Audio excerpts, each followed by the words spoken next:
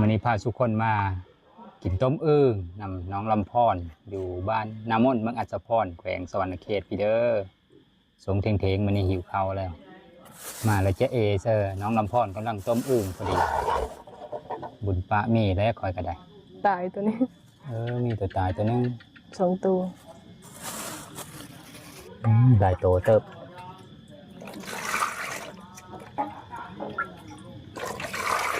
อึ่งเพื่อนี่นะอึ่งในไข่นั่นนะอึ่งเผาบอกอึ่งเผาอันนี้ก็น่าจะตายนะแต่ว่ายังบ่ทันเน่าดูสิมันน่าจะตายแต่2 ตัวเริ่มเน่าแล้วตาแดดเน่าทีนี้น้องลำพรได้กินจากเธอแล้วอึ่งนั่นยังบ่ทันกินกินตัวนึงแล้วก็เบอร์แล้วเนาะกินตอนนึงไม่ได้อึ่งก็เบอร์ไว้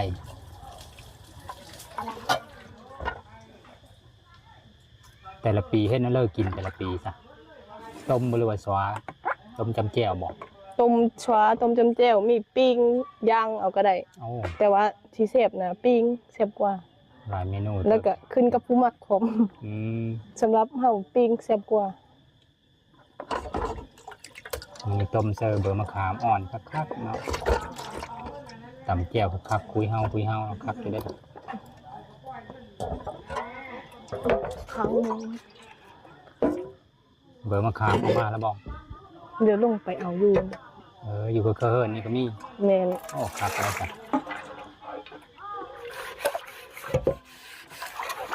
ตรงนี้กับคนตกลายแล้วเบอร์ไม้ก็เริ่มเขียวทุ่มใส่ชื่อเลยก็ได้ตรงไหนตรงหน้ากับหญ้าก็เริ่มต้มแล้วพวกพี่น้องเลยเริ่มขังมอแล้วมื่อนี้ละตัวอยู่ผู้เดียวบ่อยู่กับเมทัลแต่ว่าตอนนี้เรายังไปดินเหินหมู่อยู่บ่โดยเหินกระเจ้าเหินไก่เหินเข่งพี่แล้วนั่นนะเกอแป้งโน่เสิร์ฟแป้งโน่บางลายน้ำลายตัว2 โบง2 โมงไปขนาดต้มได้เนี่ยใส่น้อยใส่หลายเน้นผงสูตรรสไปตะลำพรนะเสิร์ฟก็แน่ต้มนะเสิร์ฟเกิดเป็นโน่แล้วก็ใส่เครื่องเทศเครื่องหอมใบไม้หูสีไข่เนาะใบมะขามเนี่ยขาดวิได้แล้วเนาะต้มอึ่งโดยมะขามอ่อนพอพี่น้องเลยเบอร์มะขามไปอยู่กับเคยนี่เลยนี่พอพี่น้องอยู่หลังเหินนี่เลยต้มไก่ก็ได้นี่เบอร์มะขามอยู่กับเคยนี่คักเหินแล้วก็มีต้นมะขามอยู่กับเคยนี่ผมเย็นอยู่ตัวนี่ตกกาแล้วบอลลำพรหากตกแล้วหากก็ได้ตาหนึ่งหลายตาแต่ว่าแต่ละปีนะประมาณ4 ตาตัวหน้าลายลิซนอล4 ตา 5 ตาเนี่ยหน้าจะทงก็ได้นะจะเฮอก็ได้นะหน้าทงเดียวแต่ว่าเฮอหน้าจะไม่ได้นับนะประมาณไม่ได้พวกลายนอระดับ4 ตาแล้วลายเต็มเลยพ่อแล้ววันนั้นนะดูลายเต็มแล้วนอพวกน่าจะพอใบมะขามอ่อนมาสีส้มแห้งเราไปเอาโฮยซิไข่โฮยซิเคอร์กับแม่ฮังกระปุแล้ววะกี่เลิกกระดอนี่โอ้ท่านได้พอพี่น้องนี่อีแม่ฮังกระปุเลยฮังกระปุก็เอาเล่าเราไม่ได้แล้วอย่าเอาโฮมันนะบอกเอาโน่มันโลดเรามาเราหายแล้วไปซะเลยเด้กงนี่เด้มันหัวขาอยู่แต่หน้าผมไม่ได้เอาเข้ามาหัวขาอยู่หน้าผู้ลายบอกโดยแล้วก็ไม่ได้เอามาเผื่อไว้เลยใครยุ่จะเอาแต่โหมันก็ฟังต่ออีกโหมันสิบิดแล้วฟังโหมันบอกยังเอาโหมันเซอร์โหมันสีแข็งมันกินบ่ได้โหมันสีหลอดหรือเปล่าปูต่ออีกตัวนี้เอาโหมันมาจมจะอื่นไปเลยอันกองจุนโพนี่นะพี่เล้นะกองถ่านกันที่เลยที่ใช้บรรจุถ่านอันที่ว่าโคตรถ่านกับโคตรนั่นนี่บ่โดยแมนเราไม่ได้ไปหน้าเรานะย้อนว่าโคตรถ่าน แม่เผาถ่านให้แล้วล่ะถ่านหลายขนาดเอาไปขายวันนี้นั่น บ่อันจูดไว้ดังบัดยามผล เออ ไว้ดังเอง หลายเติบจังโอ้สบายแล้วยามฝนนี่ก็ไม่ต้องไปซื้อผู้อื่น ก็เป่าเข้าเลยนะเราก็บ่เป็นเป่าถ่าน เป่าที่เราใส่มันแล้วเราขายมันแล้วเขาขึ้นเป่าให้เด้แล้วก็เอาไว้ใส่ถ่าน อ๋อผู้บริลายนะพวกเต็มอยู่เขาวิธีขายนี่นะเห็นน้องเพิ่นเอาเฮ้อคอยเป่าหนึ่งว่ะอ๋อเป่าบางใหญ่เนี่ยคันถ้าขายนี่ขายจักพันจำนี่นะ เขาเจ้าขายเป่า150แถวบ้านนี่นะ 50,000 เคยซื้อเขา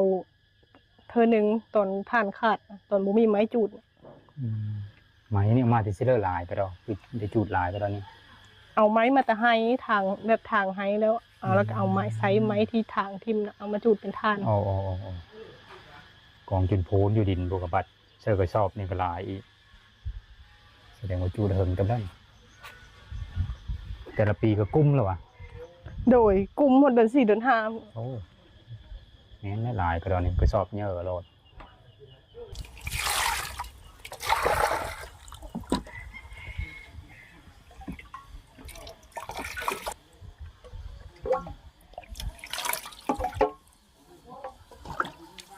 น้องลำพรกันนะครับพวกอยู่เฮินกับอีเมลแล้วก็บัดแม่บัดไปหน้าบ่แม่ไป 5โดยเพราะว่าตกกาแหละ ตบการเราก็ต้องเฝ้าบอกยันโง่เฮาบอก โดยแล้วก็คนตกกาหลายคนแล้วก็ต้องผูกควายอีกเพราะว่า เดี๋ยวมันสิลงกาเขาก็มีการปรับใหม่เลยหดยามให้ยามหน้าต้องได้ผูกอันนะต้องเลี้ยงควายเลย แน่แสดงว่าอยู่เฮินมีได้แบบนี้เนาะต้องอยู่หน้าเลย โด แต่ ย ละมือนี่ต้องไปหน้าต้องมีผู้ไปหน้าเบิ่งควายแน่เบิ่งยันเป็ดยันไก่ลงตะกร้าตัวเองแน่หากะวานได้เนาะ โดยหากวันได้ประมาณ3 มื้อ 4 มื้อนี่แหละ ฝนหักเริ่มตกแห้งเริ่มมีน้ำมีใน ประมาณ10 นาที 15 นาทีก็สุกนะ โอ้กาปนันอิริทานเราเอาค้างขึ้นน้อยเดียวนี่มอฟดแล้วผมไม่พี่น้องเลยเราไม่ได้เอาไปขายกันเอาไปขายเสียข้าวเดียวนี่มีแต่คนถามมาแล้วแหละจะได้อีเด้มดละบ่แล้วแหละอันนี้ปัจจัยอยู่ในครอบครัวพระเจ้านี่หรอวะก็เลยแบ่งก้อยในกระสอบหนึ่ง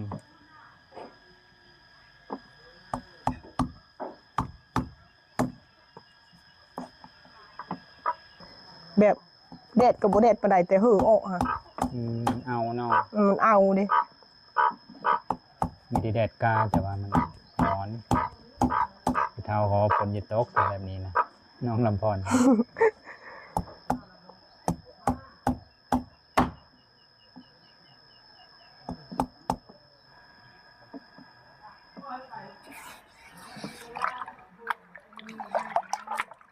น้องลำพรล่ะไม่ได้ไปทำงานบ่ปีนี้นะ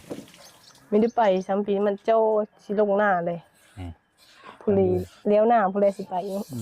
ต้องอยู่เฮ็ดหน้านำแหมเลยเนาะ โดยเพราะว่าบ่มีคนเฮ็ดหน้าอยู่เฮินก็มีกันแต่แม่แล้วก็อยู่ประมาณ4 คนอยู่เฮินน่ะ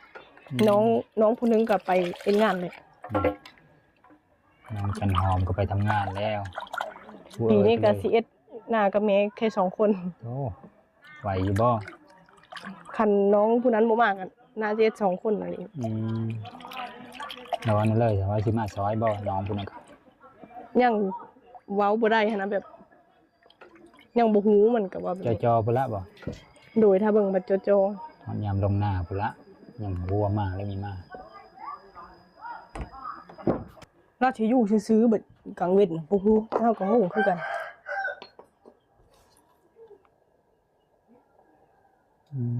มันคิดมันก็ต้องจี้อีกบ่ล่ะ โดยยามมันขิว โอ้คันถ้าจี้แล้วมันหอมห้วยเลยบ่ โดยคิดดิบคันเฮาบ่จีมันสิขิวเลย เออเห็นเด้อ ยังบ่เปื่อย สีผู้ดูแดงๆแล้วบ่ ยังบ่ทันเปื่อย มีกันเปื่อยน้อยแล้วนี่ต้องต้มเปื่อยๆยังแซ่บนั่นล่ะเนาะ โดยต้มสีกระดูกกระเดมันอันนั้นบ่รู้มันเป็นหยังมันสิคือบ่สุก เอาที่มันสุกคักเลยเฮาตำแจ่วท่าบ่ โดย เริ่มจีมาเผ็ดแล้วก็จะได้กินแล้วพ่อพี่น้องเลยจีมาเผ็ดแล้วไปตำมาเผ็ดตักเสโทยแล้วก็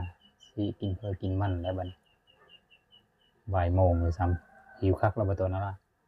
ยังสุดเลยเฮาสิกินข้าวมื้อเช้ากับมื้อแลง ม ตอนเพ็ญบางมื้อก็กินบางมื้อก็บ่กินแบบนี้น่ะ โอ้ ตอนข้าวเที่ยงอะ หิวแห้งไปเลยแล้วซะนี่เพิ่นเดี๋ยวเพิ่นกินแล้วบอกเพิ่นก่อนจะไปดิน ยัง อืม พอดีควัดฐานนะแม่2คนยังตั้งแต่เช้าจนเที่ยง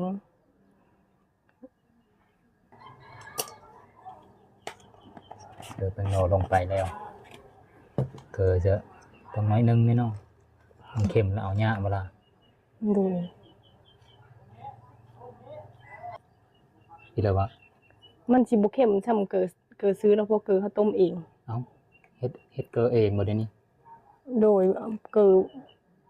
เอามาแต่สิเลยต้มเฮ็ดเลยคือเฮ็ดเองได้แปลกแท้ ลุงเอามาเฮ้อแบบดิน มันเป็นดินเกลือดินอย่างที่ว่าเขาสามารถต้มเอ็ดเกลือได้นะเกลือเขาสิเอิ้นว่าเกลือท่านะ โอ้ เอ็ดต้มแล้วก็สิมาใส่ใบตองแบบนี้ แล้วก็สารไม้แล้วก็เอาใบตองห่อลงไปแล้วก็สิเอาเกลือลง มันแตะเก่านี่มีที่เป็นแบบนี้บ่เฮาเอามาต้มแล้วก็ยังเป็นอันนี้บ่ โดย มันสิเป็นสีนี้มันสิบ่ขาวคือเกลือเขาซื้อ อืม แต่ว่าบ้านเฮาบ่มีเอามาแต่บ้านลุงอยู่บ้านบาก บ้านบาก โดย บ้านจำพรพุ่นน่ะ โดย อ๋อแกงกอพุ่นละมีดินที่มันเป็นเกลือได้เนาะสามารถเฮ็ดเกลือได้เพิ่นก็เลยก็เอิ้นไปเฮ็ดเกลือได้อยู่แต่บ้านเพิ่นพุแล้วเอาเสื้อนี่มาบัดเจอเฮ็ดกินกระต้มมีฮู้ขั้นตอนเนาะการเฮ็ดเกลือก็ได้ เรายังบ่เคยต้ม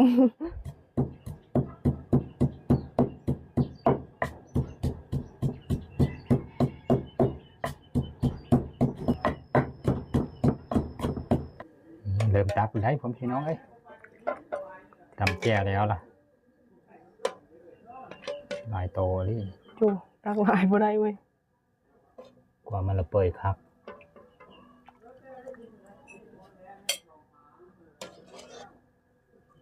ยังจะโตมันไว้ก็อีลาดาวนะ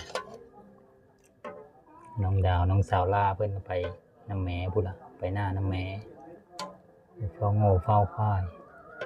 ยำให้ยำหน้านี่ละปะหน้าไม่ได้ เออ แจ่วมันก็ต้องเอาน้ำนี่ละก่อยเนาะน้ำต้มอึ่ง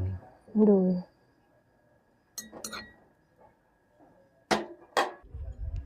ชิมมึงดูนี่ ลงมากินตารางที่มันยังผมเย็นแน่ทั้งๆมันเดี๋ยวร้อน ร้านtrước mình nhiều loại từ นี่มาเงี้ยวน้ำอีมาเด้อพ่อแม่พี่น้องเด้อมากินข้าวเที่ยงน้ำเดียว มาเด้อมากินข้าวกับต้มอึ่งน้ำเดียว ไหนลงมือเลยได้บ่ายโมงเลยซ้ำแต่ละคนหิวได้พ่อแม่พี่น้องเลย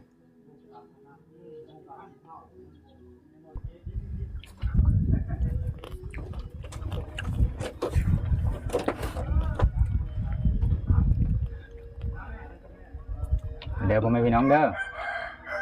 แซ่บอึ่งก็มีแม่นอึ่งแม่ไข่เด้อ อึ่งตัวผู้เห็นน้องลำพอนว่ามีมากอึ่งตัวเม่นะอึ่งแม่ไข่มีแซ่บปะเลอ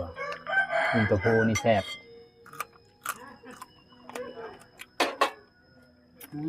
đẹp mà thì nó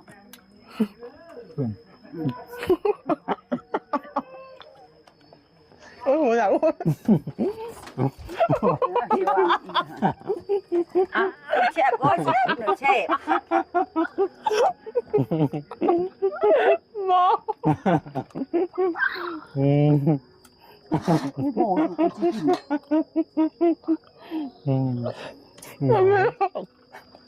nghe mà dẹp đấy ôi trời เราคือได้ต้มอึ่งครั้งที่2กันแล้วนี่แหละก็แคบแล้วเอาแล้วกินยาหูแบบนี้เหรอไง แบบแซ่บแบบกินแต่อึ่งพี่เจ้ากับต้มอึ่งกับครั้งนี้ครั้งที่2อีเบะว่าแซ่บแล้วกินยาหูอันนั้น ในชีวิตเนี่ยครั้งที่สองนึงบอก ในชีวิตน่ะก็ต้มอึ่งครั้งที่สองแบบอีเวนต์ว่าแซ่บๆแล้วขึ้นยี่หู แซ่บลังอันนั้นน้ำต้มก็เสิร์ฟเป็นโนบักลานี่โยวิแซ่บไปอีกเจ้า จองโบงนะโบง เพราะจะมาคุณแม่คนอื่นก็แม่ไปเกิดไปไหมล่ะ โอเคจุ่มเฮาขอโตกินข้าวแซ่บๆกับมันนี่ขอขอบอกกับเจอน้ำ FC มันทุกคนเด้อที่สนับสนุนโดยการรับชมโฆษณาให้ก็ได้เดี๋ยวคลิปหน้าพอได้ไหมเด้อ